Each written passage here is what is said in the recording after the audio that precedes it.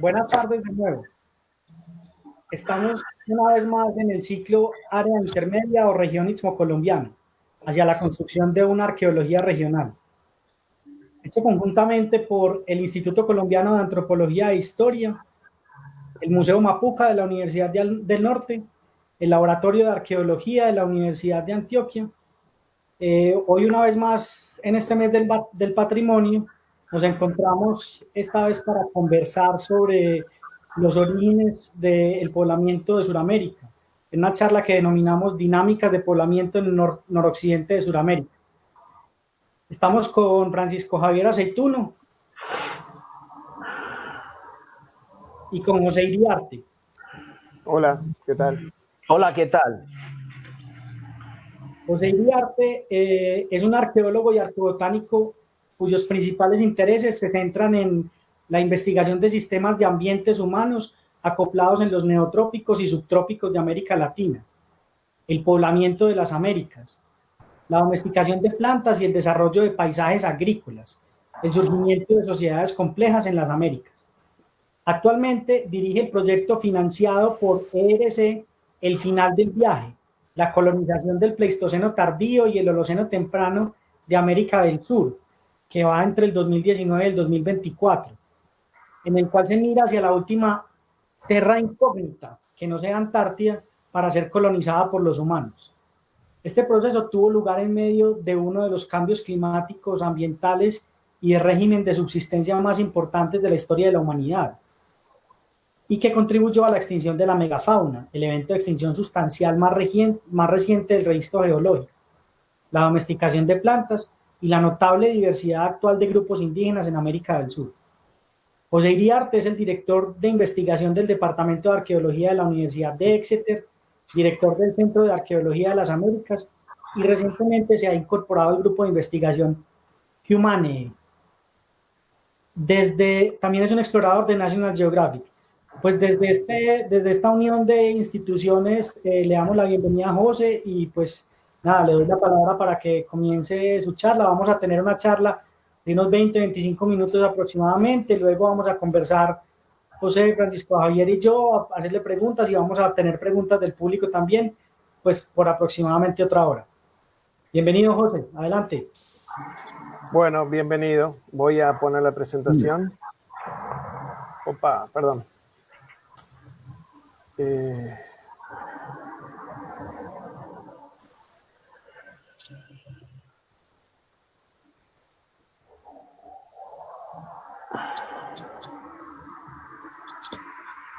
Ok.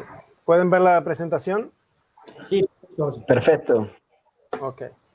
Bueno, ante todo, buenas tardes y buenas noches aquí desde el Reino Unido. Son ahora las 11 de la noche. Y bueno, quería agradecer a LICAN y a todas las instituciones que están organizando estas charlas por invitarnos a presentar el proyecto, a dar un pantallazo de el proyecto.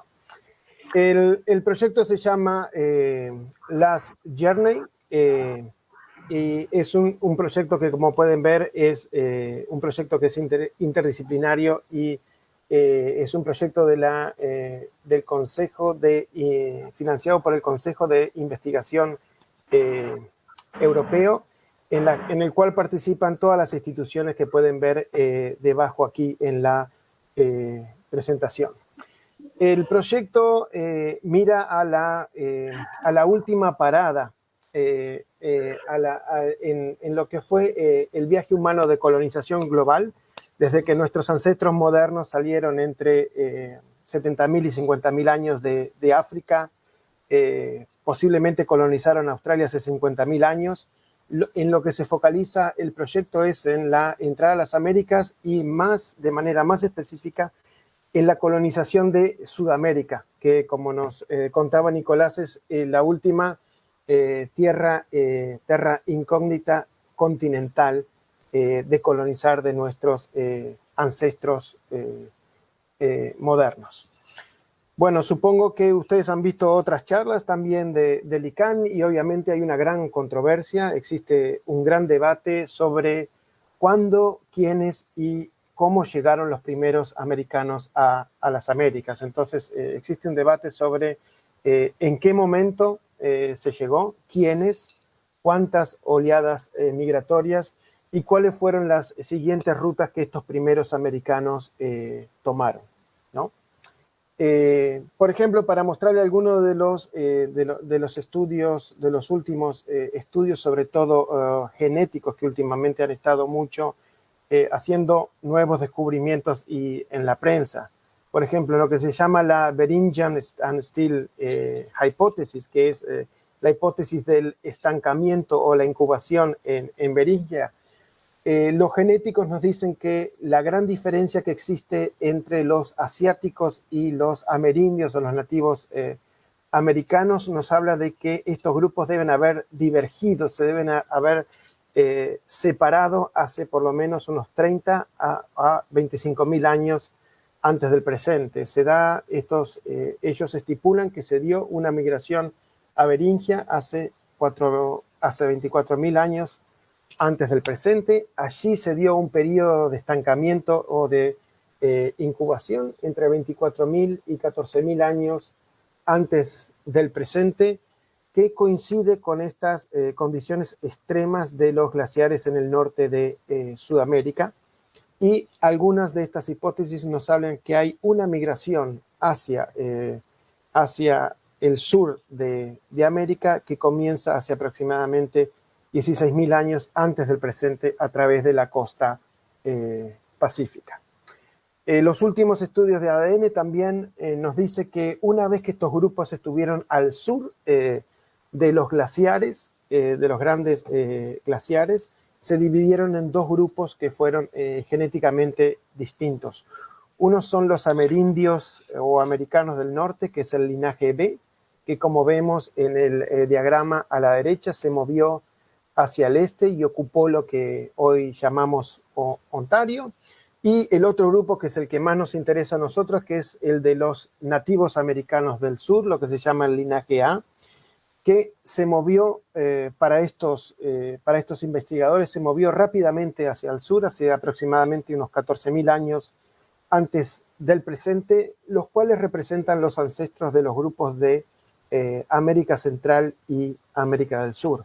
Obviamente estos estudios son hechos con los datos esqueletales que tienen ADN preservado disponible y, por ejemplo, no explican, por ejemplo, el sitio, uno de los sitios que es aceptado por todos los investigadores, como el sitio de Monteverde, que fue ocupado hace 14.200 años antes del presente y está en el sur de Chile. Entonces, estas serían migraciones que son posteriores a la ocupación de, por ejemplo, el cono sur de Sudamérica.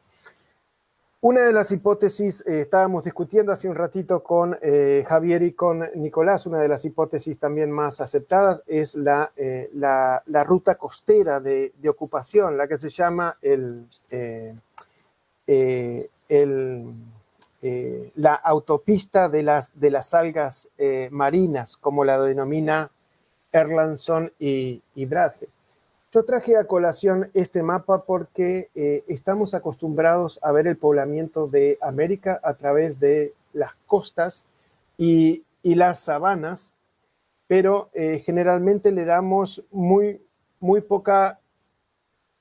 Hay un ruido bastante fuerte, no sé si... ¿Me están escuchando bien? Te escuchamos, José, dale, te escuchamos. Ok.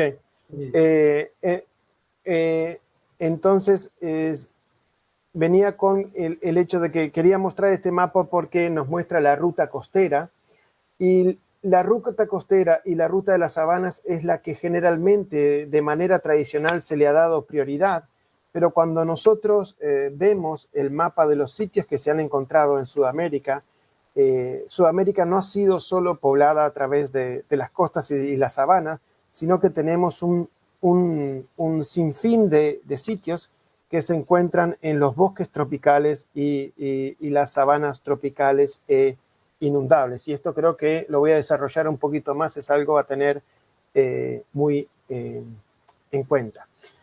Como decía también Nicolás en la presentación, este proyecto trata de ver esta dispersión única de grupos humanos que se da hacia el final del Pleistoceno, comienzos del Holoceno, un periodo que se caracteriza por grandes cambios climáticos y de subsistencia que son únicos en la historia de la humanidad, que resultaron en algunos procesos también muy importantes como son la extinción de la megafauna y el comienzo del cultivo y domesticación de plantas.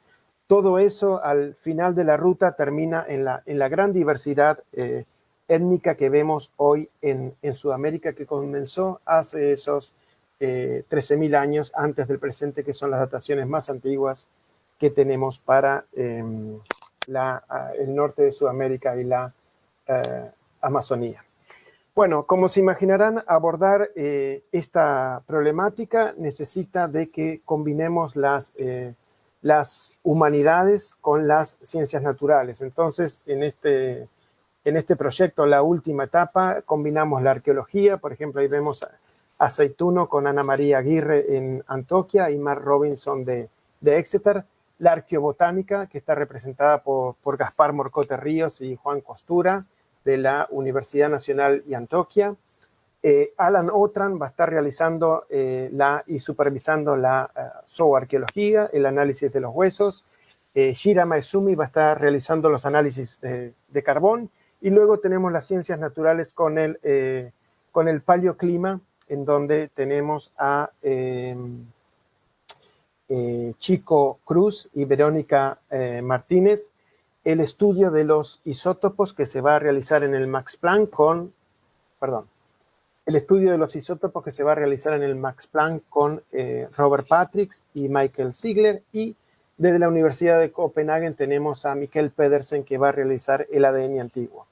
Es interesante destacar que los estudios que hizo de ADN ambiental antiguo Mikkel Pedersen en el corredor de hielo de Norteamérica fueron los que determinaron que los primeros americanos que quisieron cruzar ese corredor no lo pudieron hacer antes de 12.600 años antes del presente. Él pudo extraer núcleos de sedimento de los lagos dentro de el corredor, y haciendo el análisis del polen y haciendo el análisis del ADN antiguo, vio que ese corredor, que tiene 1.500 kilómetros de largo, no pudo ser poblado antes de 12.600 años antes del presente, porque no tenía los recursos que necesitan los humanos para transitar ese corredor. Quería aprovechar la oportunidad también para decirles a todos los estudiantes que estén escuchando que el proyecto está abierto a proyectos de maestría y de doctorado, y también decirle que este año entrante, en el 2021, el proyecto va a abrir 2 plazas para postdoctorantes, una plaza en arqueobotánica y una plaza en zooarqueología. Así que vamos a mantenerlos informados y esperamos generar interés y tener sus aplicaciones. Bueno, volvemos un poquito al área del noroeste de Sudamérica, y aquí vemos un mapa que intenta reflejar lo que serían las condiciones del Pleistoceno final. Pueden ver cómo se vería la línea de costa en el Pleistoceno tardío, y vemos cómo estas primeras poblaciones que posiblemente entraron a través de el Darién pudieron seguir bien los valles interandinos, tanto del Cauca como del Magdalena, como desplazarse por las sabanas de la costa del Caribe. Y quizá es una gran interrogante que tiene el proyecto: ¿qué pasó con esos 1.500 kilómetros de bosque tropical, uno de los más húmedos del planeta, que recibe hoy día 7.5 metros de lluvia por año, que tiene manglares, puntas rocosas y un bosque tropical?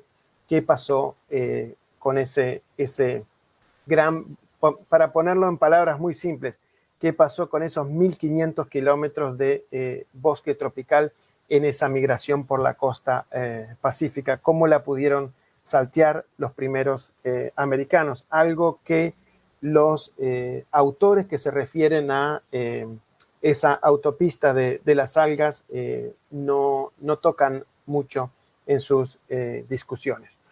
No voy a decirle a los colombianos la diversidad de ambientes que tiene Colombia, que es increíble debido a que a ser tropical y que la cordillera de los Andes se divide en 3 cadenas montañosas. Algunas de las cosas que yo quería soslayar es que una de las cosas que ha heredado el proyecto y que nos permite realizar el proyecto es la gran cantidad de estudios paleoambientales. En el mapa que ustedes pueden ver a la derecha son todos los registros de polen de edad pleistocénica que existe en Colombia, gracias al trabajo de muchos colombianos y de el grupo de la Universidad de Ámsterdam, que nos permite saber cómo eran esos ambientes en el pasado y nos permite ver cómo esos primeros, podemos llamarle esos primeros colombianos que llegaron, se enfrentaron a esa gran diversidad de ambiente que, como podemos ver en el slide, pasan desde el páramo al bosque de montaña, al bosque tropical seco, las sabanas y el bosque tropical húmedo. Esta última es una fotografía del paisaje de la Lindosa. Para nosotros, más allá, estábamos conversando hace un ratito con Javier y con Nicolás, para nosotros en este proyecto, más allá de ver cuál es el sitio más temprano en esta zona del noroeste de Sudamérica, lo que más nos interesa en este proyecto es ver cómo estos cazadores, recolectores se adaptaron a esta gran diversidad de ambientes distintos, algo que tiene muy pocos precedentes a nivel mundial.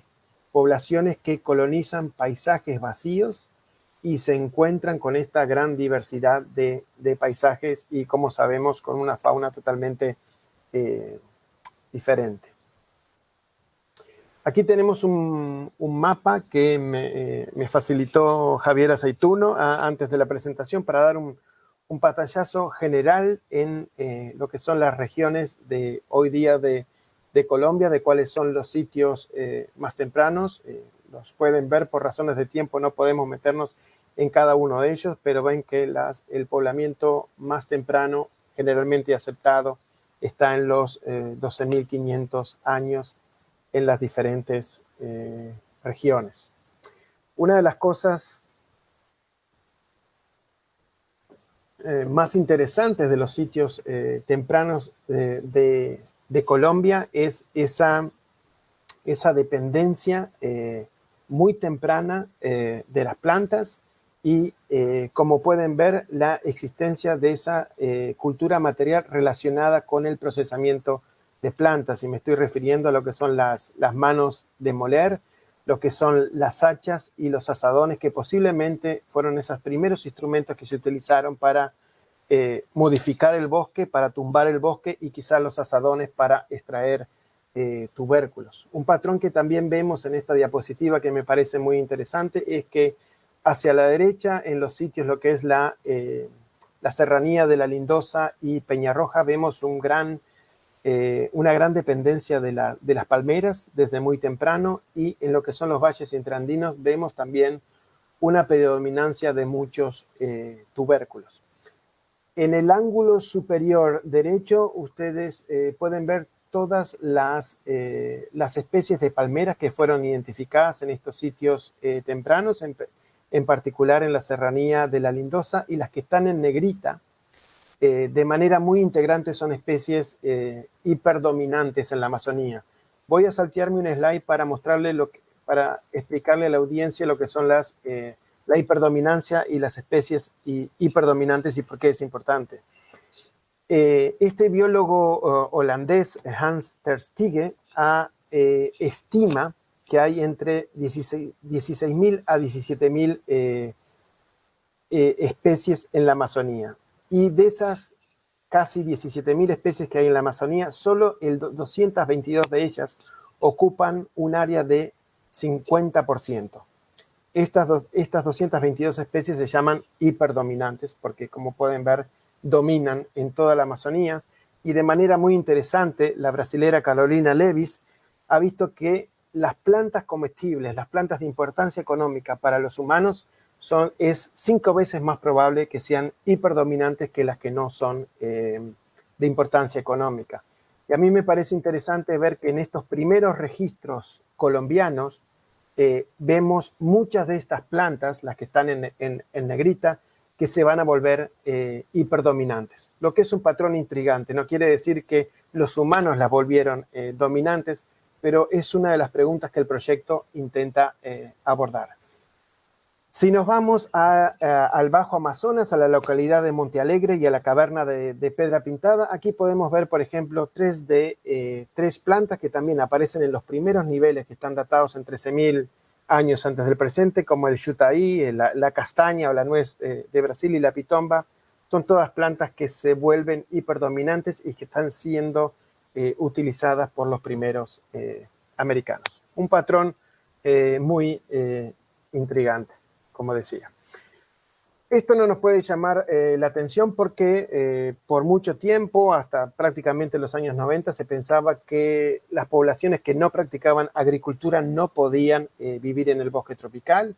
Hoy sabemos a través de muchos estudios, uno de los más notables para Colombia es el trabajo que hizo Gustavo Politis y otros etnógrafos colombianos con los NUCAC y los otros grupos que se ven aquí a través del mundo que nos hablan de que estos grupos no se adaptan de manera pasiva al ambiente, sino que comienzan a transformarlo a través de la manipulación de árboles frutales, a través del manejo de la composición forestal, a través de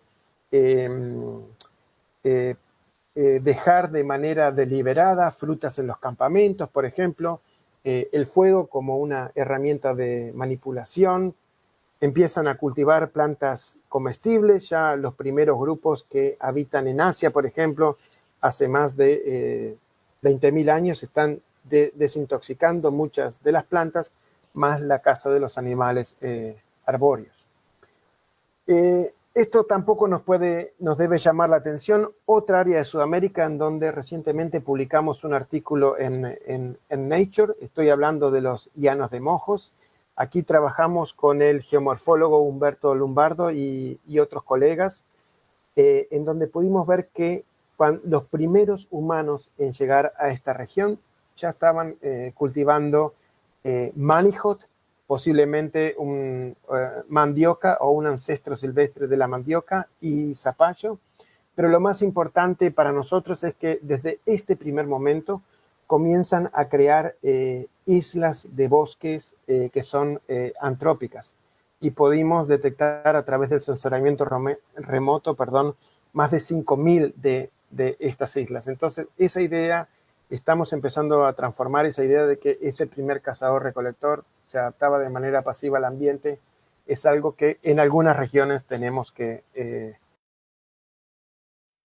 el noroeste de Sudamérica también es un área que nos interesa muchísimo y cuando abordamos la domesticación de plantas en este proyecto es porque los ancestros silvestres más cercanos de todas estas plantas que ustedes pueden ver en esa tirita encima, como el zapallo, el arroz ruso, el sagú, el malangay, el lerén, la batata dulce y el ñame, tienen los ancestros silvestres en esta región del norte de Sudamérica y como los trabajos de Javier y de Nicolás han mostrado, están cultivando estas plantas desde la transición del Pleistoceno tardío al Holoceno. Hoy día constituye uno de los 5 centros de domesticación de plantas del Pleistoceno tardío, Holoceno temprano a nivel mundial. Y se da junto en este periodo de tiempo del poblamiento de la región que lo hace muy interesante.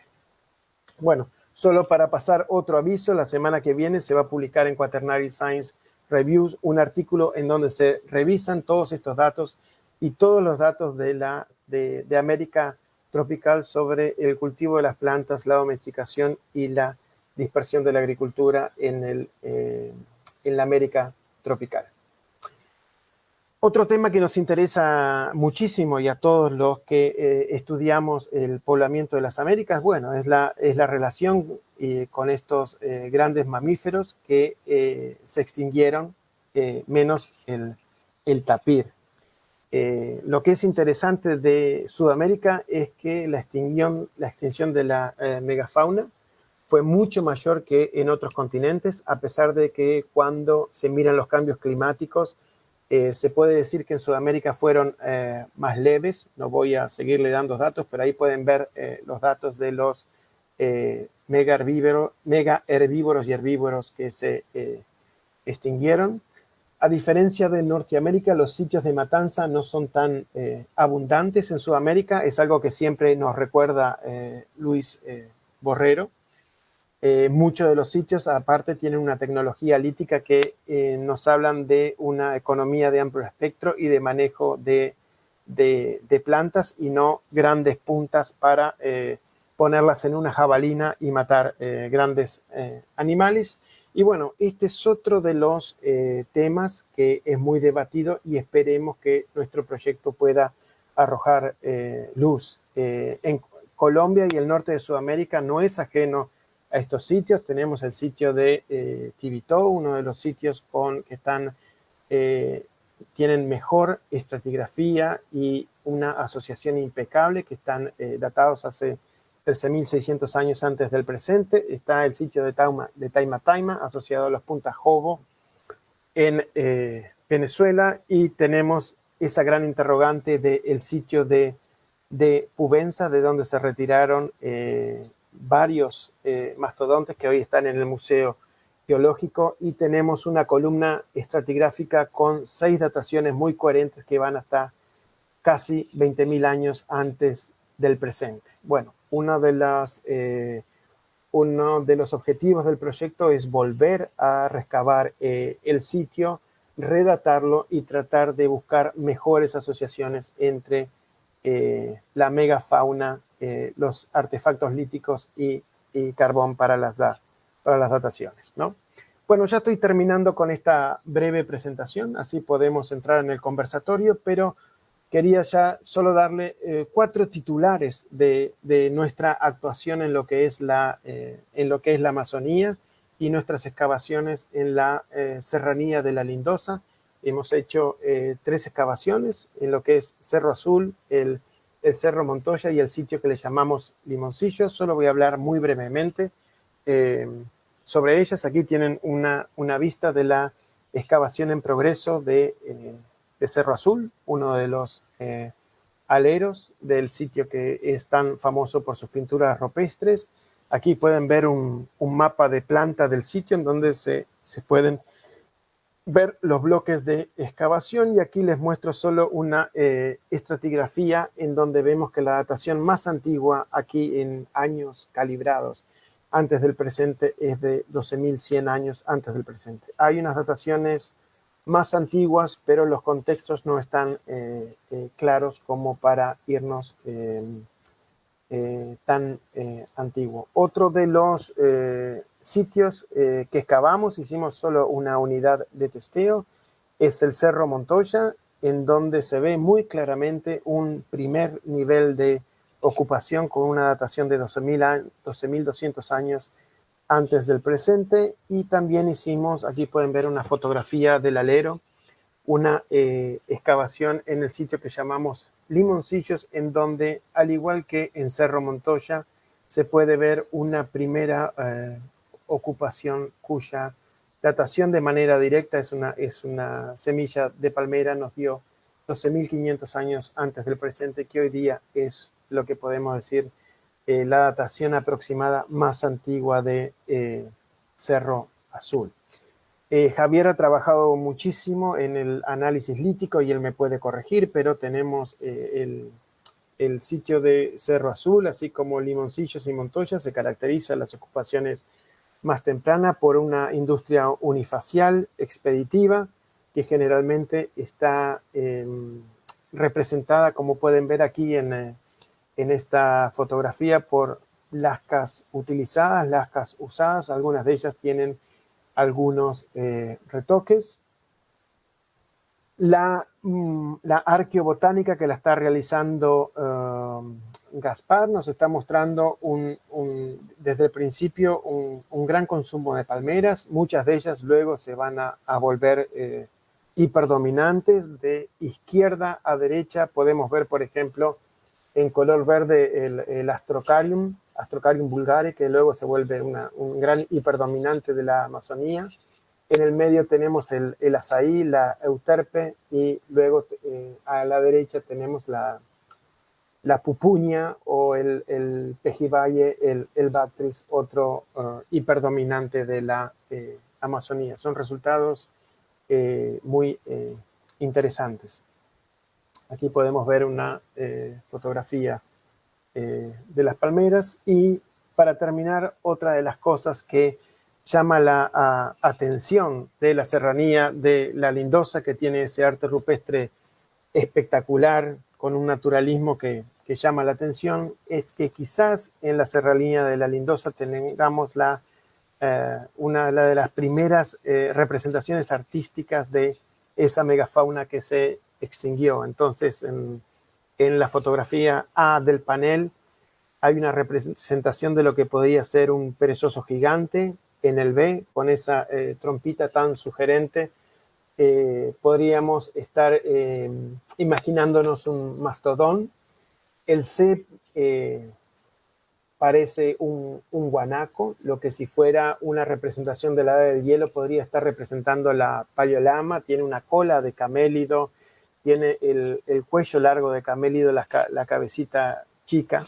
A mí me hace pensar que es una paleolama.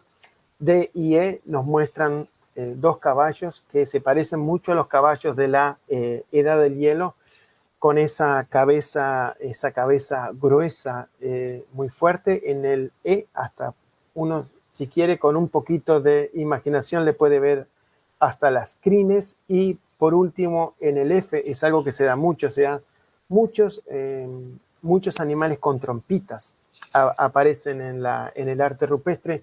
Algo con esas tres patitas que podemos ver podría ser una macro auqueña.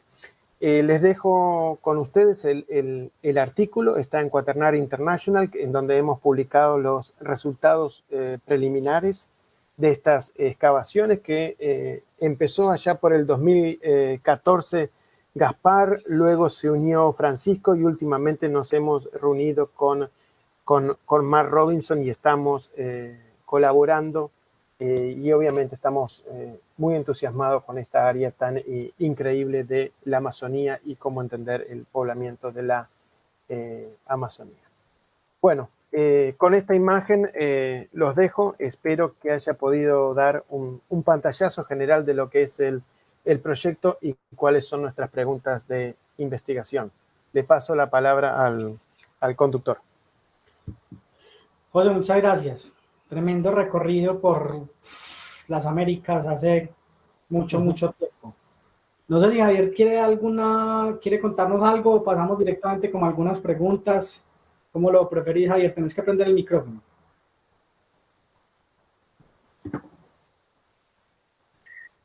Yo creo que podemos pasar a las preguntas directamente. Yo quería enlazar esta charla con la última pregunta que nos hicieron en la primera charla que tuvimos sobre si esto es el área intermedia, la región istmo-colombiana o qué. Porque siempre queda la cuestión del Caribe y el Pacífico como votados. Nos preguntaba alguien, no recuerdo su nombre en este momento, si el poblamiento se dio por tierra, por el Atlántico o por el Pacífico.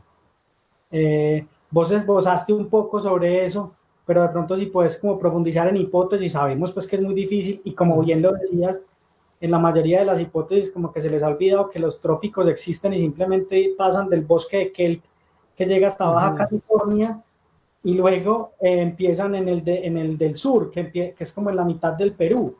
Entonces, pues, no sé si puedes elaborar un poco sobre eso. Sí. Bueno, a mí lo que me parece muy interesante es que cuando hacemos la reconstrucción del nivel del mar en el Pleistoceno tardío, vemos que viniendo por Panamá, hay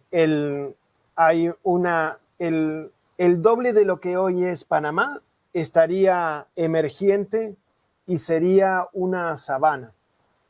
Tendríamos también bosque estacional y tendríamos bosque tropical. O sea, que viniendo por Panamá tendríamos esos tres ambientes, pero los primeros americanos que venían colonizando esas áreas, y no tenemos que pensar que venían con una misión hacia el sur, ¿no? Son grupos que se venían expandiendo por diferentes mecanismos, vienen por esa gran sabana y se encuentran con el Chocó, que la batimetría nos dice que no varió mucho. Se encuentran con el Chocó, que es uno de los bosques más húmedos del mundo. Desafortunadamente no tenemos datos del Chocó. Los registros paleoecológicos del Chocó no van más de 5.000 años antes del presente. Entonces ni siquiera podemos ver si hay alguna señal en el Pleistoceno, como un pico de carbón o algún cambio en las plantas que nos pueda decir si los humanos lo ocuparon o no, ¿no? Es una de las grandes interrogantes. Y luego hacia la costa del Caribe tenemos un gran área de sabana que podría estar representado por las primeras ocupaciones, por ejemplo, en lo que hoy es Taima, ¿no?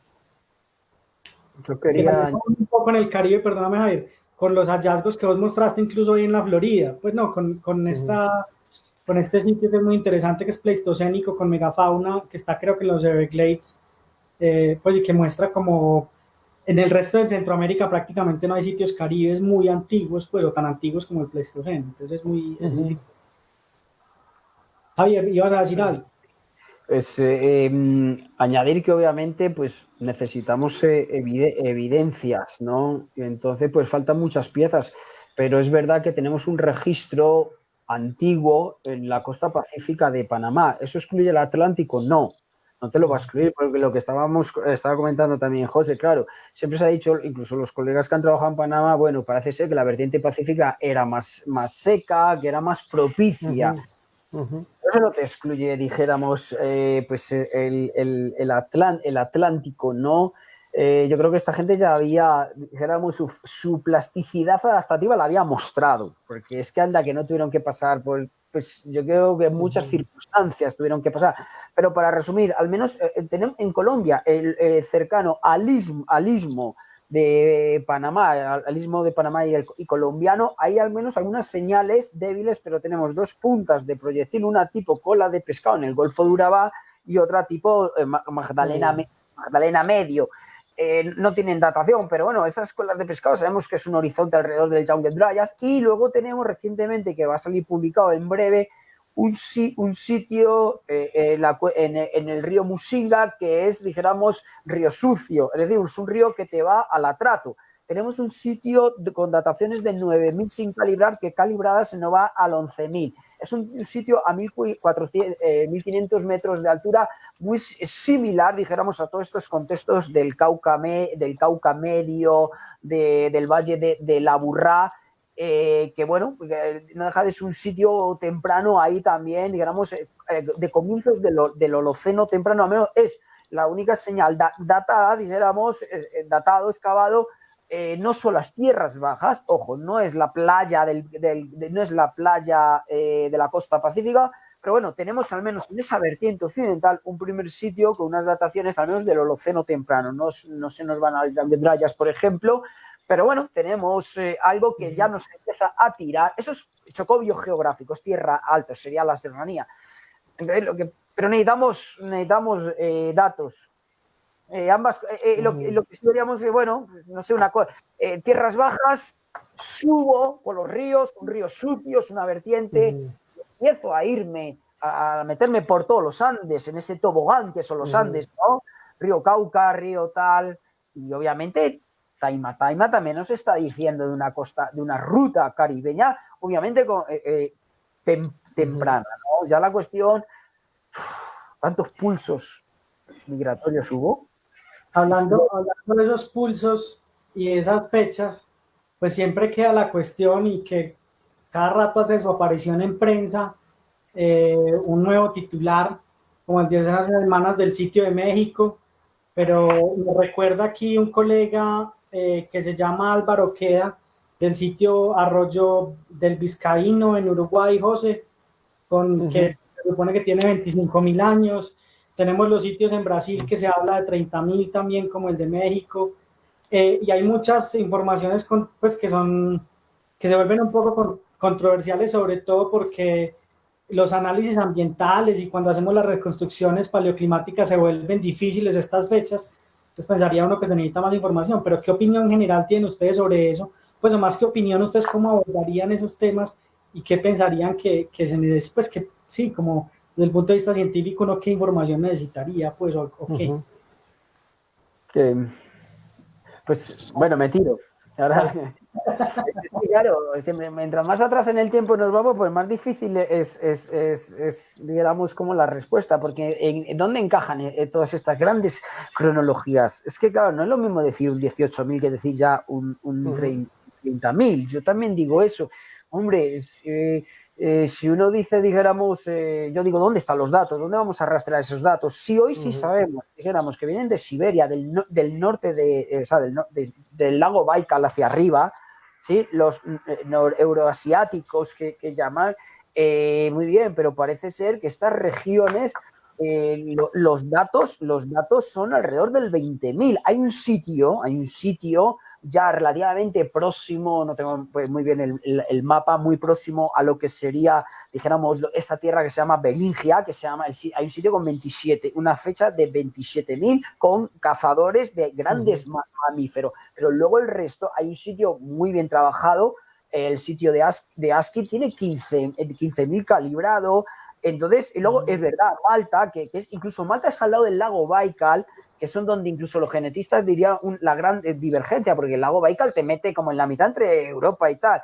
Bueno, tiene 21.000, 22.000, entonces casi la expansión hacia el norte de los asiáticos, pues bueno, sería después del máximo glacial el volumen de datos. ¿Con esto qué quiere decir? Que si me pongo como arqueólogo, dijéramos, esas piezas son difíciles de meterlas en un modelo, ¿no? En los modelos que tenemos, que son yo diría hay 3 modelos de muy larga duración, que podemos meter las fechas, vamos a decir, Pedra Furada, sitio Domello, el sitio este nuevo que se llama Chiquihuite, el de Ciprián, más raro el nombre. Entonces, son unas cronologías que se nos van muy atrás. Luego diríamos una cronología intermedia, que es más plausible. Es verdad, el famoso del corredor libre de hielo, que parece ser que no se abre hasta fechas muy recientes. Pero luego tenemos la cronología intermedia. Es verdad que sería la que creo que tiene bastantes, que la que más adeptos puede tener, porque no es ni tan reciente como el famoso modelo paleoindio, pero no es ni tan antigua como para superar el paleolítico superior del Ártico. Entonces estaríamos en ese después, o los colegas argentinos ahora se basan mucho en este artículo de Llamas, del efecto fundado entre el 24, mejor dicho, el banderazo lo daría alrededor del 18.000, la ruta costera. Yo creo que esa ruta costera, pues Ruth Grund y su marido ya la plantearon, y probablemente otros arqueólogos por ahí. Yo creo que sí hay evidencias de 15.000, de 16.000. Entonces yo que diría que las fechas de 20.000 para arriba son difíciles de encontrarle un encaje en los modelos, pero arqueológico y ambiental.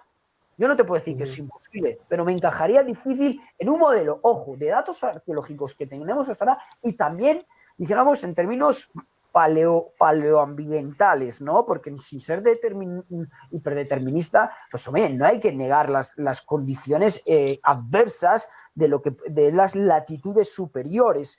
Y una navegación, bueno, vale, también todo es plausible, pero bueno, unas condiciones, dijéramos, en algún momento podrían ser muy inhóspitas. Entonces yo personalmente me tiraría por la posición intermedia, mejor porque soy muy cobarde, pero donde tengo más volumen de información, es donde tengo más volumen de información.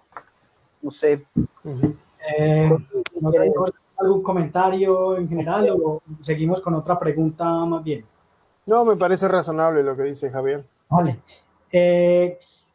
Víctor González nos da una pregunta que es muy interesante, y es sobre si saben de alguien que haya estudiado, detectado sitios sumergidos del Paleoindio. No sé si se refiere específicamente a Colombia. Yo pues tengo algunas informaciones sí. En el norte, en Canadá, en Florida, El de Florida. De las Islas Canal. Pero no sé si ustedes pues, pueden como contar sobre otros sitios paleoindios sumergidos. En el Yucatán también hay un sitio paleoindio sumergido en donde se ha podido hacer ADN antiguo, ¿no? En la península de Yucatán, el sitio famoso, ahora no me acuerdo el nombre, en los lagos de la Florida, ¿no? El sitio de Page Latson, que es increíble. Page Latson. Es increíble porque hay imágenes, o sea, entonces, y les invito que entren las imágenes y están como a 8 metros, con puntas y con bichos y con mastodontes y buceadores. O sea, no meterme hasta las rodillas en la playita y hacer una medio excavación, ¿no? Como podría hacer yo, sino que es buceando, 10 metros. Hay un sitio pleistocénico en la costa chilena, sumergido, que si no estoy mal tienen dudas sobre la incisión que hay en una vértebra de uno de esos animales que puede ser causada por seres humanos. Yo creo que hay varios, pero no, yo en particular no sé muchos más que esos, y creo que no se ha ignorado mucho.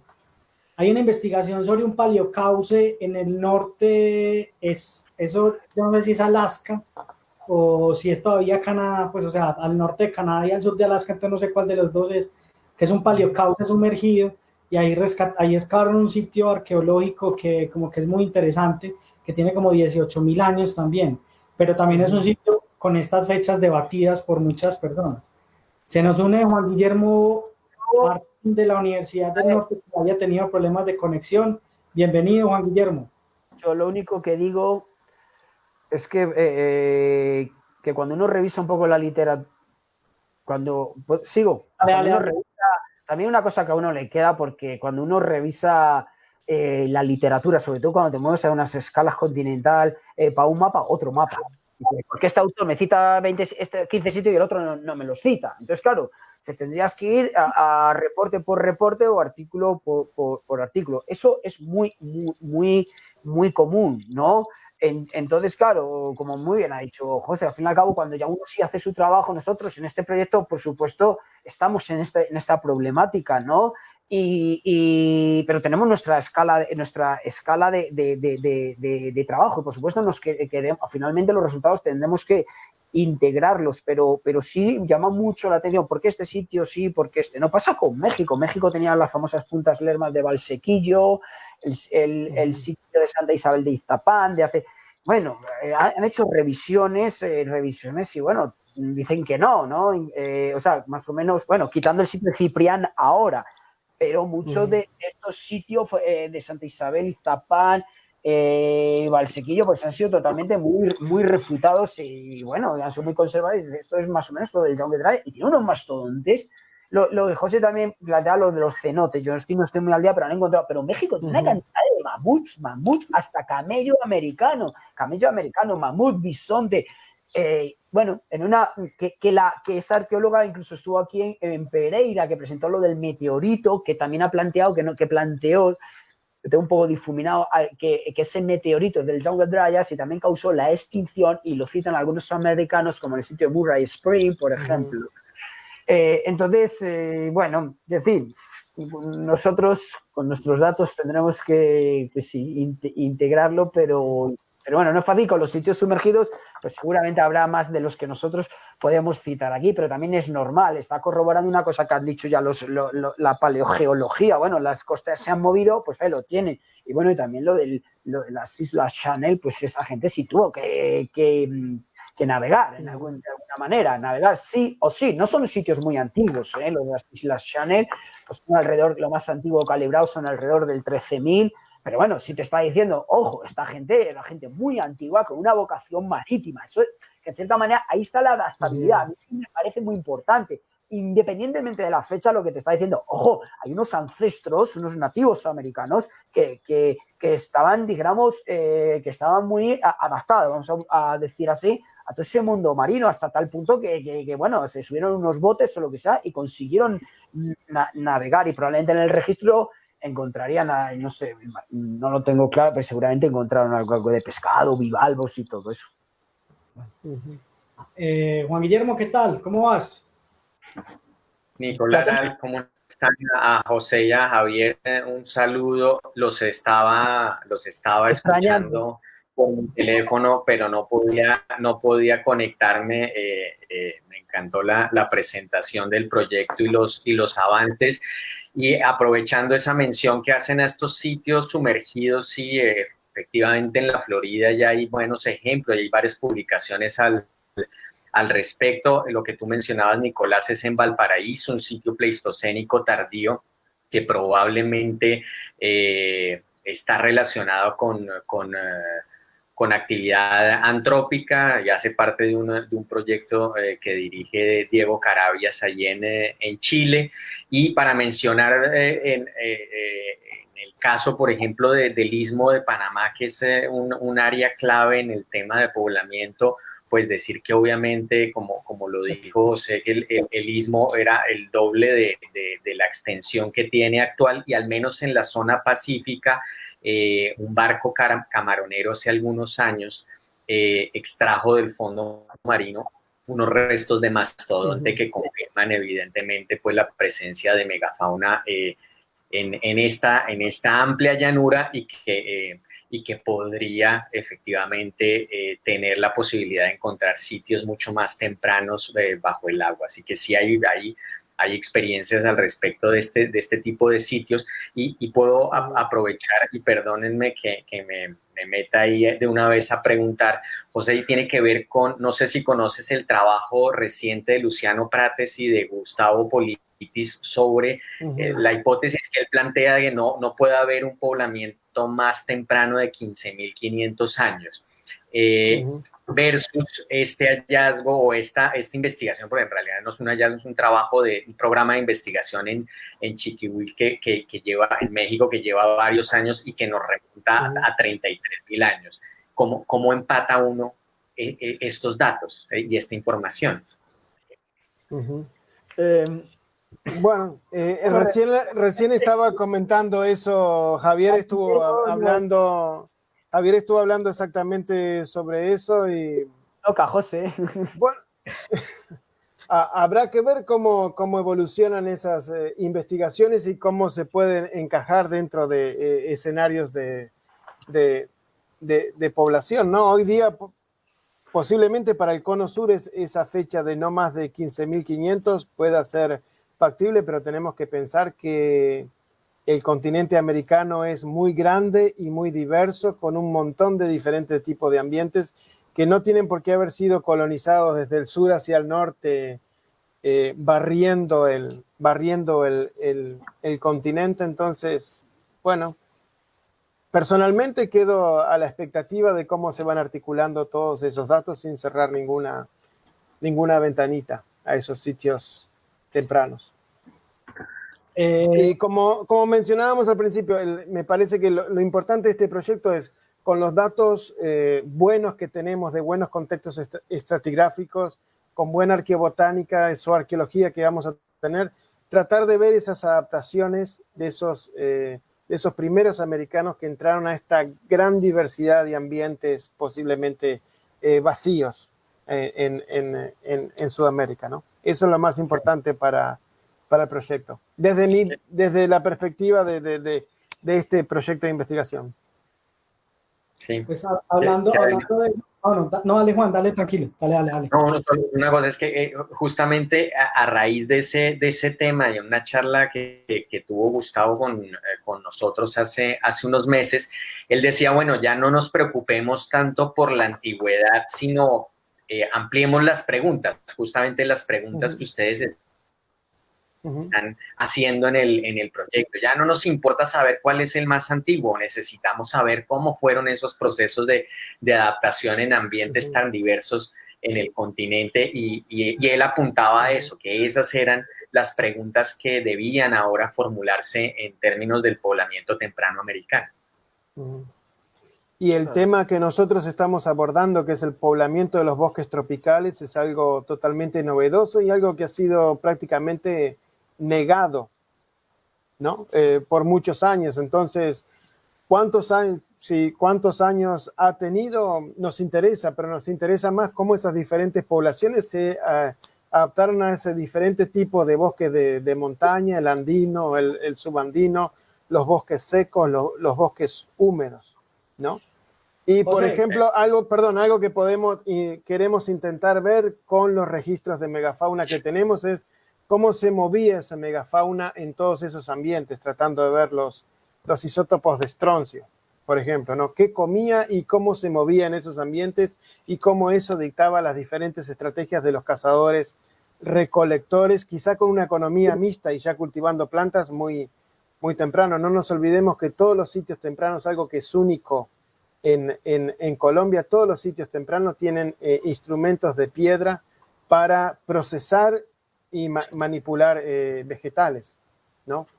Es algo totalmente diferente que generalmente en las grandes discusiones del poblamiento de América se deja de lado, siendo que para mí es uno de los temas más ricos de todos, ¿no? Más que allá que la cronología o sin desechar lo lítico, que es muy importante, este tipo de punta de proyectil o la otra tipo de punta de proyectil. Es mucho más interesante ver esos procesos de adaptación a los ambientes. Entonces, ya que lo decís así, pues y que al parecer, pues una de las cosas que se vuelve evidente con toda esta información, pues si pensamos que la gente vino de norte a sur, como nos lo plantea la evidencia genética, teniendo en cuenta que hubo unas pequeñas relaciones hace más o menos 6 siglos con Polinesia, que ya hay como cierta información bastante bien documentada, sin que haya muy clara relación como plantean algunos con África, o cosas así. Pero pues teniendo en cuenta, supongamos eso, pues supongamos que es un eje norte a sur, como se haya dispersado, pues estos grupos humanos tenían que tener una gama de adaptaciones muy impresionante. Vos esbozabas cuando presentabas el proyecto que el norte de Sudamérica, la región donde ahora está Colombia, pues es impresionantemente diversa desde muchos aspectos, desde los aspectos ecológicos, bióticos, geológicos, geográficos, también son muy retadores. Entonces, ¿cómo ven ustedes esa relación de los sitios y de las adaptaciones humanas? Pues como la costa, aunque no tengamos mucha, pues uno tendría que hipotetizar que pues tienen que haber entrado por alguna pues el istmo es más grande, era más grande hace 15.000 años, pero no era infinito. Entonces, cerca de las costas tenían que haber estado las cordilleras y estos sitios tan antiguos que ustedes están excavando, ustedes tienen una base comparativa de la excavación de sitios en la sabana de Bogotá y en la Lindosa. Entonces, se va viendo como unas expresiones de diversidad adaptativa que deben ser muy interesantes. Ustedes han podido empezar a apreciar esas cosas, ese abanico de cultural que tienen las personas y que se expresa desde hace tanto tiempo.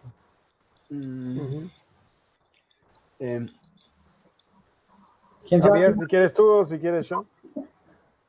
Bueno, yo quisiera hacer 2 anotaciones. Es verdad, la diversidad, no se puede negar. Pero ojo, que también hay muchos recursos de animales que se adaptan a esa diversidad. Me explico. No es que entremos en un bosque seco tropical, por ejemplo, y a un bosque suandino, por ejemplo, pues ponerlos y ya me desaparece el tapir. Ojo, tengamos en cuenta que muchas veces también la gama de mismos animales te van a estar en los mismos. Claro, puede haber una diferencia. Un mono es difícil que te lo encuentres, un aullador en la sabana de Bogotá. Pero puedes tener un puma en la sabana de Bogotá y puedes tener un puma en tierras bajas. Quiero decir, muchos animales se pueden mover por diferentes tipos, tiene una gran tolerancia, ¿no? Incluso hasta las plantas. Lo podemos ver con las palmas, que es la estrella. Una palma te la encuentras hasta 2000, tengo la certeza, no sé, de ahí para arriba. Entonces, eso también hay que tenerlo en cuenta. Diversos, sí, claro, por supuesto, ¿no? Pero también es verdad que dentro de esa diversidad, igual que encontramos algunas flores, fauna, sobre todo de recursos que pueden ser alimenticios, que se puedan encontrar, no en todos, pero en diferentes pisos altitudinales, como para tener en cuenta como ese factor también en cuanto a las ofertas. Luego, yo creo que también hay una cosa muy importante en cuanto a lo más temprano, o vamos a ponernos, sí, en el Younger Dryas, por ejemplo, y todo eso. Sí hay una cuestión que, aunque no tengamos un registro muy abundante, pues sí, líneas de costa diferentes. La línea de costa, los estuarios, por ejemplo, son zonas riquísimas. Además, en función del nivel del mar, los ríos cambian, el curso de los ríos, las trayectorias de los propios cursos, entonces afectando ecosistemas del interior. Bueno, para resumir, también, ¿cuáles serían los grandes mamíferos? No los podríamos desconocer ni siquiera en territorio colombiano. Eso es muy interesante porque, bueno, y esa parte es la que además más difícil, a lo mejor nos cuesta vislumbrar porque no lo tenemos actualmente, ¿no? Por ejemplo, cuando José ha presentado y todo lo hacemos, tiramos de etnografía y los cazadores de ahora, pero es verdad que nos enfrentamos a unos ecosistemas que algunos vemos que a lo mejor han sido muy estáticos en los últimos 20, yo qué sé, 12.000 o 13.000, pues qué decir, con cambios, pero a lo mejor no tan cambiantes como Alaska, no lo sé. Pero también hay que tener en cuenta esos grandes mamíferos que estuvieron y bueno, los estudios ambientales y arqueológicos son los que tienen que hablar. Sí. En ese sentido. Sí, le tenemos que agregar otra cosa también, que tenemos que imaginarnos, por ejemplo, los sitios que han excavado ustedes en el Cauca Medio hace unos 12.000 años con un bosque de robles y alerces. Y al mismo tiempo estamos en la serranía de la Lindosa, en lo que posiblemente fue un mosaico de sabanas y bosque tropical, con esos grupos posiblemente adaptados a algo muy diferente. Y ahí le tenemos que meter los cambios climáticos, que es otra de las cosas que está investigando Chico Cruz con Verónica Martínez de la Universidad de San Pablo, que están haciendo los análisis de los espeleotermas, ¿no? Porque algo que estamos viendo, por ejemplo, en la sabana de Bogotá es que hay un parque de robles y alerces cuando están ocupando Tibitó, y viene el Younger Dryas, la vuelta a las condiciones glaciares, y todo eso que era ese parque de robles y alerces pasa a ser un páramo nuevamente. Y esas poblaciones posiblemente tienen que moverse, tienen que migrar a otros lugares, ¿no? Eso creo que va a ser parte del rompecabezas de este proyecto, ver cómo todos estos ambientes cambiantes, ¿no? Y cómo reaccionaron esas poblaciones a los ambientes cambiantes, ¿no? Esperamos poder empezar a responder estas preguntas que son tan complejas y complicadas. José, hablando de eso y viendo eso que estabas diciendo sobre la lindosa, pues, y entendiendo la lindosa como, pues, y esos abrigos rocosos que hacen parte de esa gran parte, pues, como esa columna geológica que une con el Parque del Chiribiquete y todas estas cosas, en las cuales encontramos similaridades en pinturas rupestres, pero en estos sitios que ustedes excavan, las evidencias que tienen, pues, apuntan a un aprovechamiento de gran diversidad de recursos. Las plantas siendo un elemento fundamental, con unos marcadores claros, los que estabas hablando de las palmas y esto, pero también hay mucha fauna. De pronto, si nos puedes contar un poco de eso, de ese aprovechamiento ecológico y las incidencias que tienen pequeñas poblaciones. Vos lo decías ahora, es que como que se piensa que las pequeñas poblaciones no alteran el paisaje o incluso ya tienen consecuencias más grandes. Pues si nos puedes como contar un poco sobre ese tema. Sí, el análisis de la fauna de Cerro Azul lo hizo Jason Chaparro y encuentra una diversidad de fauna desde diferentes tipos de peces a reptiles a pequeños roedores muy, muy abundantes. Y eso no se ve solo aquí en la serranía de la Lindosa, pero el sitio de Caverna da Pedra Pintada también tiene una diversidad de peces y tortugas también, que creo que no me acuerdo si en la serranía de la Lindosa está, me va a disculpar Jason Chaparro que no me acuerda, pero se ven una diversidad de peces, pequeños mamíferos y tortugas, lo mismo en todos los sitios de los cerrados, ¿no? Mostrando una economía de amplio espectro, como lo mostró Ana Roosevelt con el sitio de Caverna de Pedra Pintada, que por primera vez empezó a discutir que los primeros americanos que entraban al bosque tropical no eran cazadores de grandes mamíferos, sino que ya llegaban con una economía de amplio espectro. ¿Hasta qué punto están manejando el bosque? Bueno, por ahora todas esas especies hiperdominantes que están empezando a consumir desde un principio es algo muy intrigante y es algo que tenemos que ver con los estudios paleoecológicos y quizás con el ADN ambiental, ¿no? Es algo que pensamos desarrollar en el proyecto. La genética nos está cambiando mucho como vemos las cosas.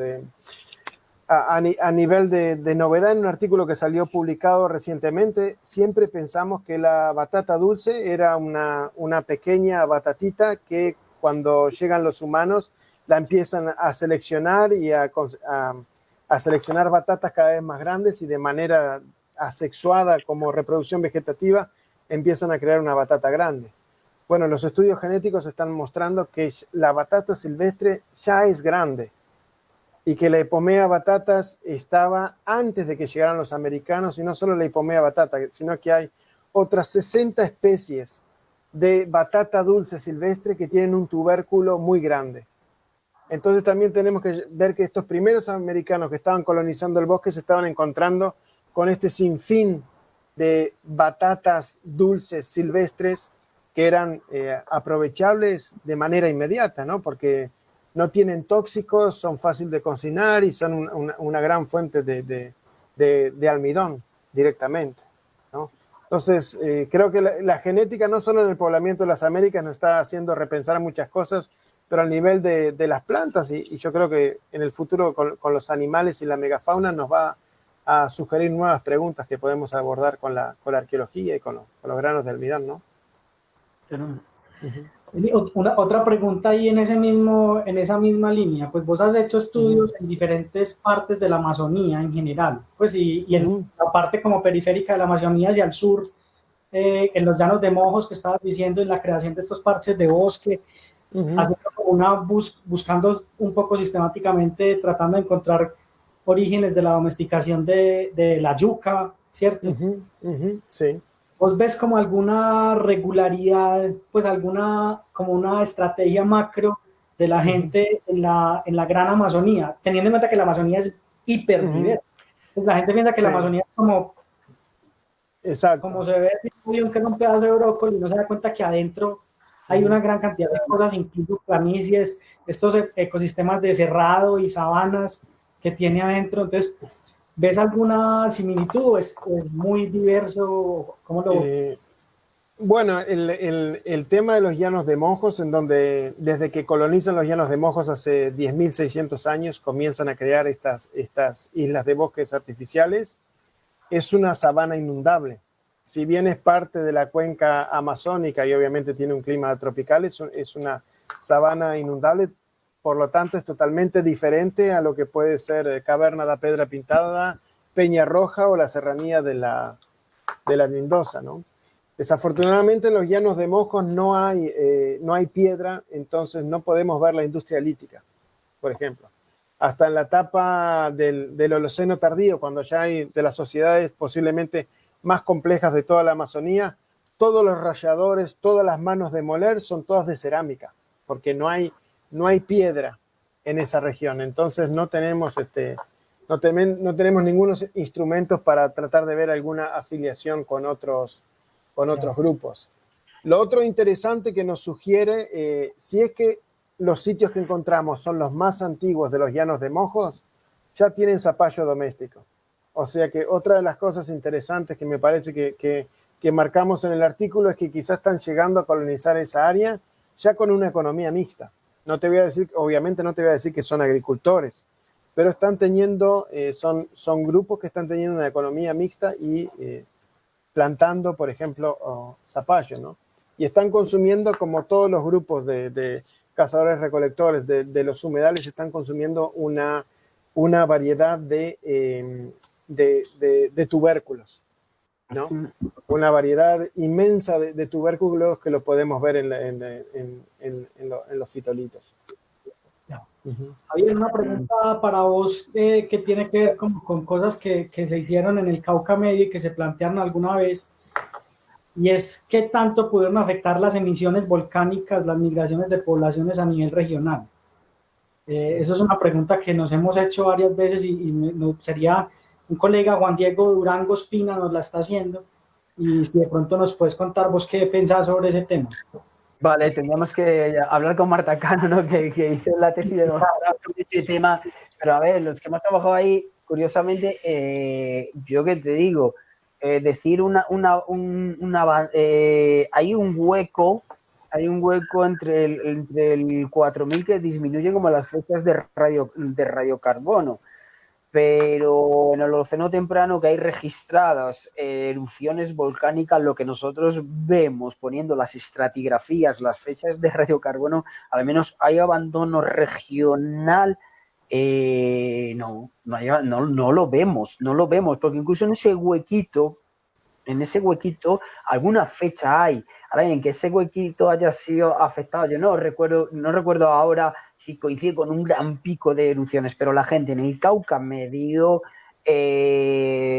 convivió en una escala de larga duración con los volcanes, en una escala de larga duración. Y por ejemplo, es muy curioso en el Holoceno temprano que hay, digamos, registradas erupciones volcánicas que han hecho los geólogos y están publicadas. Nosotros tenemos una gran cantidad, digamos, de estratigrafías conservadas. Eso es eso es muy importante, ¿no? Tener en cuenta en esos eventos, vamos a decir, fuertes o catastróficos, tenemos estratigrafías preservadas. Entonces, yo diría que la gente no se adaptó a una región volcánica desde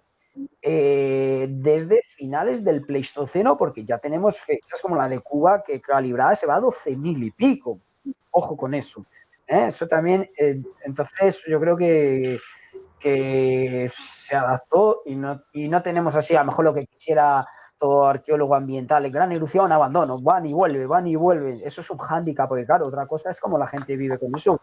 Grandes erupciones, bueno, ya estos, pues, los colegas Carlos López, ¿verdad? Y con geólogos, los grandes, dijéramos, flujos volcánicos, no solamente de cenizas, ¿no? Como las que podemos tener pues, en estos días en la ciudad de Manizales, ¿no? Sino es que estamos hablando de eventos muy fuertes que dejan su impronta su impronta geomorfológica. Hombre, los niveles de oxígeno, incendios forestales, es que, hostias, uno diría, pero bueno, a lo mejor las sociedades cazadoras recolectoras, baja densidad demográfica, probablemente se adapten mucho mejor que las sociedades urbanas actuales. Estoy convencido que tuvieron la capacidad de reaccionar. Probablemente, no estoy diciendo que se quedaran debajo del volcán viendo venir, dijéramos, el lajar o el lodo volcánico, ¿no? Con fuego, pero probablemente era una capacidad, porque es que lo vemos en ese sentido. Yo, pues, redondear una idea que tocabais anteriormente, sobre todo hablar de los bosques subandinos, yo lo que veo, estoy hablando incluso con unas columnas de polen de sitios arqueológicos con toda la prudencia del mundo, y vemos que de hace 14.000, 15.000 son bosques, sí, con robles tal, pero bosques verdes. Quiero decir, la gente que entrará ahí, que por ahora en nuestras fechas, estoy quitando la sabana de Bogotá, ¿vale? Los 2.600. Voy a poner esos bosques de 1.500, 1.400. Si conseguimos subir la cronología a 13.000 o a 14.000, estoy convencido que entraban a comer plantas ya. Y lo que decía José, lo de la hipomea es una cosa muy bonita. La hipomea es una cosa, muchas de las plantas vegetativas, es una cuestión de selección natural, que se empiezan a hibridar entre ellas, hay progresión y se vuelven asexuales como forma de expandirse. Se vuelven asexuales, es una cuestión muy interesante. Entonces, lo que decir, nuestras fechas de estos bosques subandinos, repito, que son 12.000 y pico, lo mejor calibrada más. Si tuviéramos 14, estoy convencido de que ya le estaban dándole a la batata o a la rurrut o a lo que sea. Es muy interesante, eso es muy interesante, ¿eh? En ese sentido. Pues es el ecosistema que hay, pues es el lugar a donde llegan también. Yo creo que esa cobertura vegetal también permite ciertas cosas y constriñe ciertas otras, pues. En ese sentido, existe, pues, uno podría tratar de entender cuál es el impacto que tienen esas pequeñas poblaciones y su movilidad en el ambiente en el tiempo. Pues eso, porque yo entiendo que es algo que a ustedes les interesa también comprender, cómo ha sido ese cambio ecosistémico en el tiempo, y uno cómo puede medir eso, y pues, o cómo lo puede evidenciar, y qué evidencias han encontrado ustedes. Hace poco salió un artículo de la hiperdominancia, pero se hablaba de una escala muy global, y eso lo han empezado a conectar con la idea del antropoceno desde hace mucho más tiempo del que se empezó a poner al principio. Entonces, no sé si nos pueden contar un poco sobre eso. Sí, una de las ideas, y por eso está Yoshihira Maezumi, que es una especialista en carbón, es bueno, tomar muchos de las columnas de sedimento que sacaron colombianos como Juan Carlos Berrío y Duño Urrego y junto con los holandeses Henry Hoogimstra y Van der Hamen, y hacer el análisis de carbón, ¿no? Por ejemplo, una de las cosas que hacen los humanos cuando llegan a un nuevo ambiente es muchas veces cambian el régimen de incendios, por ejemplo. Entonces, eso es algo que nos proponemos hacer en el proyecto, agarrar esas columnas de sedimento y ver si los regímenes de incendio han cambiado o no. Obviamente, ahí lo que nos viene muy a mano son todos estos estudios paleoclimáticos, ¿no? Porque ahí podemos realmente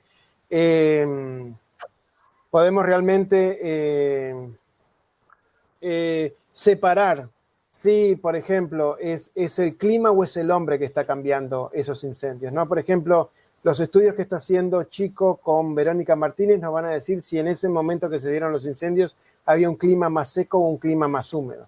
Obvio que si había un clima más seco va a ser mucho más difícil separar si esos incendios son naturales o son producidos por los humanos. Pero si justo es ese pico de carbón que nos muestra un cambio en el régimen de los incendios, se da en un clima más húmedo y lo vemos con mayor ocupación humana, obviamente podemos ver que tenemos grandes probabilidades de que eso lo estén causando los humanos y no los incendios naturales, ¿no? Entonces, ese tipo de cosas queremos analizar junto con el ADN antiguo los estudios de ADN antiguo que va a hacer Michael Pedersen, que aparte del polen que ya tenemos, nos va a poder hablar de la aparición o desaparición o disminución de ciertas especies de plantas o animales. Yo quería anotar ahí una cosa. Sí, es que eso es lo que hay que hacer.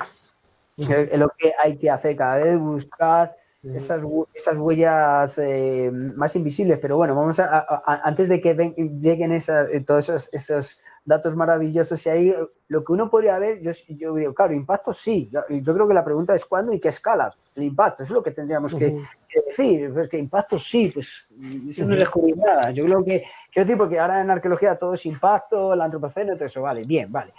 Yo quería, por ejemplo, si tú has trabajado, Nicolás, y lo conoces muy bien, vamos a hacer, pensando muy como arqueólogo, que no tenemos unos datos ambientales muy potentes, lo que uno ve como arqueólogo muchas veces es una gran estabilidad en nuestros contextos. Si me fijo en lo arqueológico de los sitios, incluyendo datos de plantas y tal, uno dice, las cosas son como que cambian poco.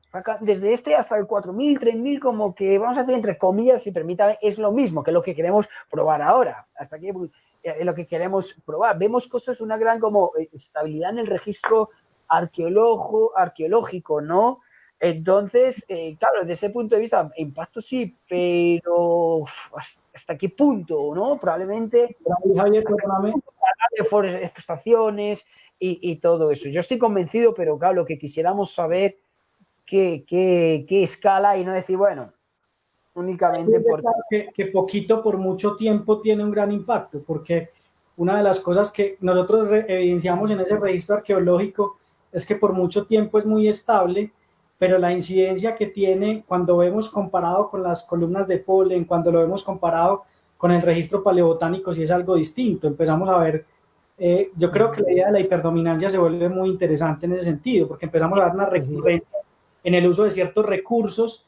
En términos de plantas se podrían convertir en hiperdominantes, y me imagino que en términos de animales se pueden volver, pues el abanico de posibilidades puede que se vaya cerrando, pues, o especializando. Sí, no me malinterprete, no, en ese sentido. Yo creo que muy probablemente, dijéramos, todas esas actividades de subsistencia relacionadas con las plantas favoreció, yo qué sé, el tema de las palmas. Yo, pues lo hemos discutido, pues hasta en cafetería, como se suele decir muy bonito, los amazónicos están llenos de palmas, eso hay que explicarlo. Los andinos tienen palmas, pero ya no son tanto las palmas, porque Peñarroja, verdad, que tiene muy buenos tubérculos y pero también está lleno de palmas. Entonces, es verdad que hay cosas también que empiezan a ser muy, muy interesantes. Estoy convencido que la huella a largo plazo, aunque esas sociedades de pequeña escala, algo tuvo que cambiar la configuración. Lo que sí necesitamos unos datos por los que plantea José, pues mayor precisión para decir, bueno, yo qué sé, voy a hablar, los bosques subandinos, yo qué sé, hay una evolución de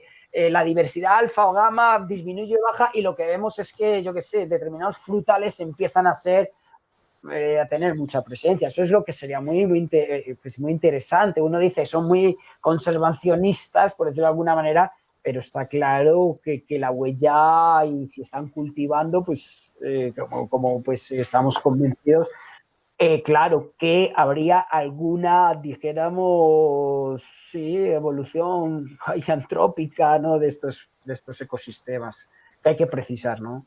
Una cosa bien interesante que ustedes mostraron ahora en un mapa que mostró José es a finales de los años 80 y a principios de los 90 en la arqueología colombiana, las asadas, esas hachas asadas, ahora le dicen instrumentos multifuncionales, yo no sé qué, no me acuerdo cómo es que es el nombre que se le ha puesto, eran del Cauca Medio, pues eran como un marcador, como si fuera el Cauca Medio, y en la medida que se expanden las investigaciones se empiezan a expandir y resulta que son como uno de los grandes marcadores del norte del neotro, pues del norte de Sudamérica, en lo que llamaríamos paleoindio y arcaico, y es ubicuo.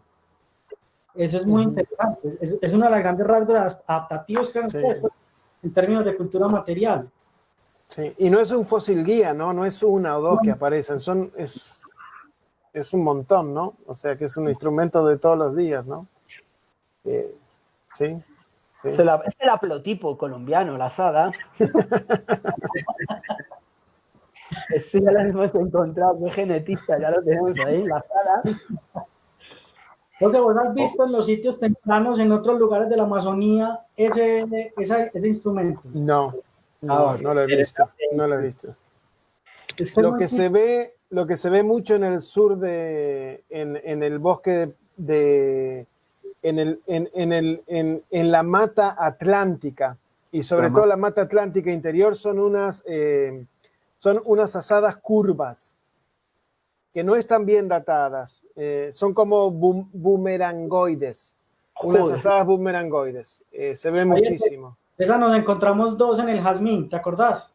¿Te acuerdas que le llamamos como picos? Pensábamos como picos o algo así.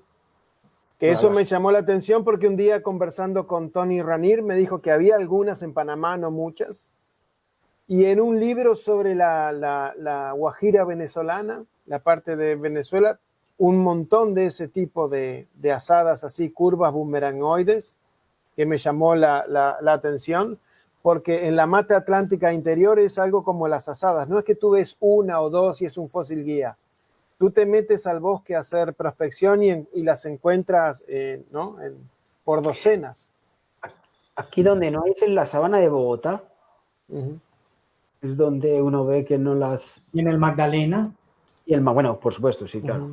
Magdalena es una región muy interesante. La Magdalena es una región que sí, en todo esto que estamos hablando, tiene su particularidad. Es un poco atípica la sabana, la Magdalena Medio. Magdalena, bueno, como bien los colegas que han trabajado, porque todo este mundo de los instrumentos de molienda, las asadas, es verdad que ahí no.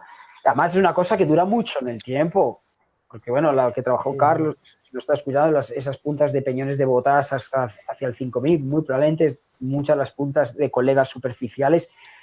Es muy interesante. Yo creo que el Magdalena Medio sí rompería un poco la regla, porque incluso la sabana de Bogotá ya ni tanto. Lo que han publicado recientemente en Cuaternario con lo de Checua, ya de microfósiles de plantas. Y ahora que excavamos el año pasado en Tequendama, yo me quedé también alucinado porque las manos de molienda en Tequendama casi desde abajo. Entonces, pues probablemente esto ya empieza a cambiar. Se empieza, dijéramos, en la sabana de Bogotá a empezar a tener rasgos que no sé, a lo mejor en su día Correa no le paró mucho, bueno, no se centró ahí, a lo mejor y yo en Tequendama nos quedamos alucinados. En cambio, en el abrigo de Labra que excavamos, interesante esas cosas. ¿Qué? No. En el que excavamos, no. En los niveles, vamos a decir, ¿vale? Tal. Eso es otra cosa. Pasa como en la Lindosa, cero, hasta el momento. cuando tiene 100 y pico, bueno, yo no sé los kilómetros, Chiribiquete, pongamos 200 kilómetros, casi tiene Peñarroja. Entonces, ojo, algunas veces también las particularidades nos podemos llevar a... No, pueden ser muy interesantes a qué obedecen esas como particularidades de determinados contextos. No están ni por el momento ni en los niveles superiores de Cerro Azul, que hay cerámica, no me acuerdo la tradición, pues de por allá. Curioso. Juan. Entonces, Javier, una pregunta a propósito de el proyecto de ustedes. Bueno, José lo mencionó al inicio, tiene el interés de reexcavar o de excavar sitios que ya habían sido trabajados en la sabana de Bogotá y Cubenza también lo mencionaste.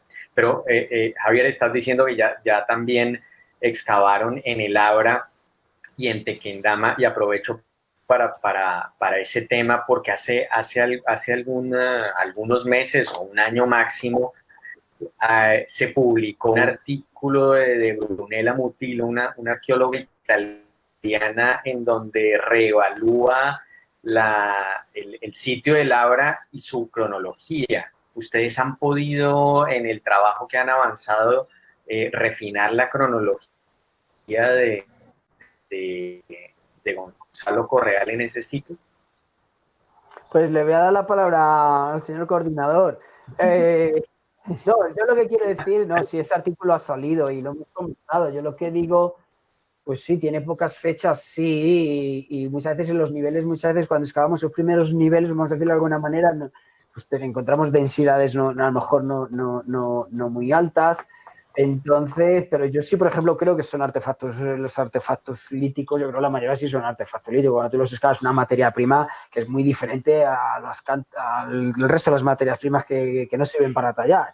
Eso te lo encuentras, pues claro, una fecha, cualquiera de estos sitios, tengo aquí, porque lo apunté esta mañana, cualquiera de estos sitios tienen 20, 30, 40 fechas, pues claro, con alguna sola fecha.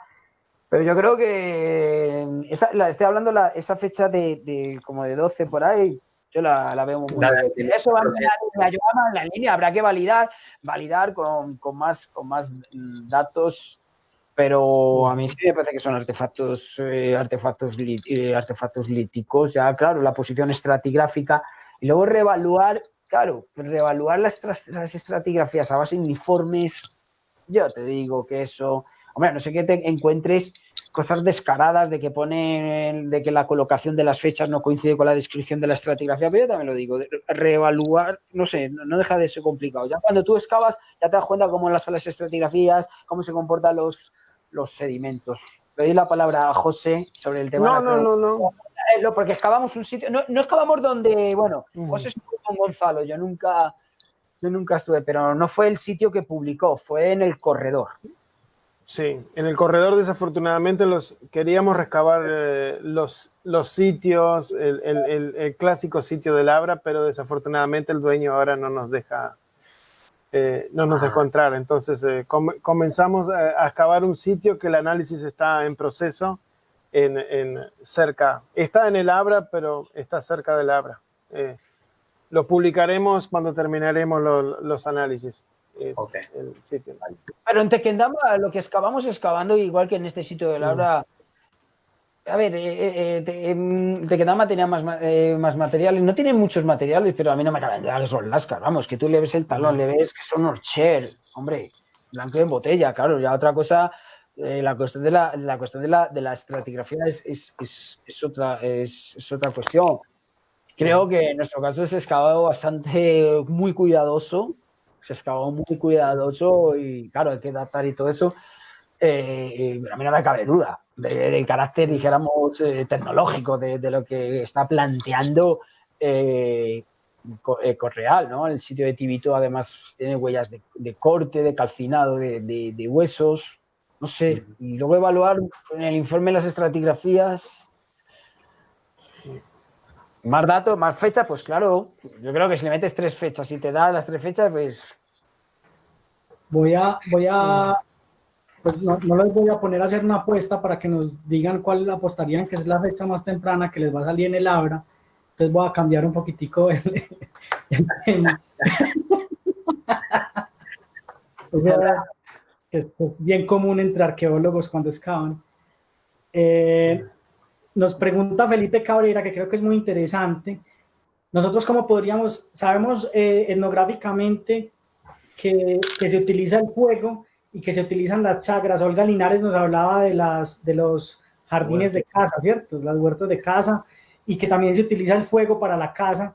Pues entonces, ¿cómo se combinan? ¿Cómo nosotros podemos observar esto arqueológicamente? Pues como estrategia. ¿Cómo podemos ver huertos en la Amazonía, que es una, pues, o en regiones tropicales, que es algo difícil en tiempos, pues en arqueología temprana, y cómo podríamos evidenciar fuegos naturales de fuegos más grandes, así sean controlados por humanos, pero que son fuegos más grandes? ¿Eso puede ser posible o es algo muy difícil de evidenciar? ¿Cómo lo ven ustedes? Bueno, de los fuegos ya un poquito hablamos, ¿no? Hay que comparar, hay que sacar, lo ideal es sacar núcleos de sedimento. Lo más importante es sacar núcleos de sedimento cerca de los sitios arqueológicos, ¿no? Para poder correlacionar la secuencia ambiental con la secuencia cultural y poder compararla y tener un buen control sobre el clima, ¿no? Y ahí podemos hacer las mejores interpretaciones de esos registros de fuego. Ahora, yo recuerdo que hablé con esta colega que está trabajando con ustedes aquí en Colombia hace 6 años, que una conferencia al otro, ella presentó su trabajo sobre carbones, y es el tamaño de los carbones, ¿cierto? Macro, micro y meso, que nos hablan sobre la distancia del fuego al núcleo. Entonces, un poco ver si son locales, regionales o ambientales en general. Sí, los carbones más pequeños que vuelan más nos dan el fuego regional, y el carbón más pesado cae más cerca del lago, da un fuego local, ¿no? Pero ahí es donde tenemos las mejores posibilidades de hacer esas interpretaciones. Ahora, ya si ese fuego fue hecho para cazar animales o para tumbar el bosque, es un poquito más difícil, pero ahí también podemos entrar a ver el registro y la relación entre árboles y hierbas, y ver si también ese fuego está relacionado con una disminución en el porcentaje de árboles, y si ese fuego está relacionado con la aparición de algunos cultivos. Claro. Entonces ahí ya toda la evidencia nos está apuntando que ese fuego es para limpiar el bosque y para tener cultivos. Ahora, la evidencia física de los huertos es muy difícil, ¿no? A menos, nosotros la podemos ver muy fácil, estamos hablando de los llanos de Mojos. En los llanos de Mojos hay campos de cultivo, como hay en la sabana como hay en la sabana de Bogotá. Eso, canales de irrigación, todo ese tipo de agricultura deja una huella muy visible. Los huertos en la Amazonía es más difícil en épocas tempranas, ¿no? En épocas más tardías tenemos los suelos antrópicos, las Amazonian Dark Earth, y tenemos los campos de cultivo, que yo pienso son lo que llamábamos las tierras mulatas. Ahora le llamamos las tierras marrones, por una cuestión ética, para no seguirle llamando mulatas. Yo creo que ahí son campos de cultivo específicos, muy específicos y creados por el hombre, que nos dejan una huella y nos permiten ver. Ahora, esos primeros grupos de cazadores, recolectores, que quizás tenían algunos pequeños cultivos, es difícil, ¿no? Es difícil con la tecnología que tenemos hoy, quién sabe. Sí. Bueno, no, pues ya se nos acaba el tiempo, entonces pues para despedirnos, pues, darle las gracias a José por su generosidad con todo el conocimiento. Este proyecto, creo que soy un convencido de que va a ser un proyecto que va a cambiar la arqueología colombiana, la verdad. Y muchos de los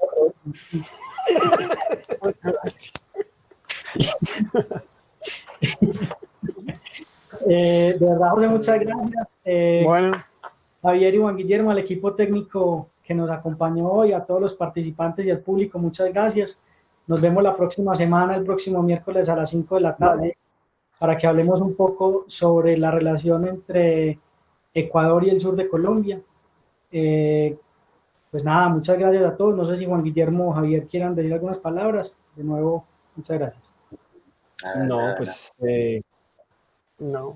Agradecer, ¿no? Pues a todos los participantes y bueno, y sobre todo especialmente a José que está trasnochando. Bueno, está trasnochando y está trasnochado, entonces yo creo que especial a José que nos acompaña desde Inglaterra, ya son como las 2 de la mañana. Sí. Sí, No. nos vemos. Muchísimas gracias por la oportunidad y con mucho gusto de presentar el proyecto. Vale, bueno, Vale. un abrazo Vale. a todos. Bueno, Bueno, Un abrazo. hasta luego. Feliz noche. vale, José, que duermas. Bueno. Con ese café ahora no duerme.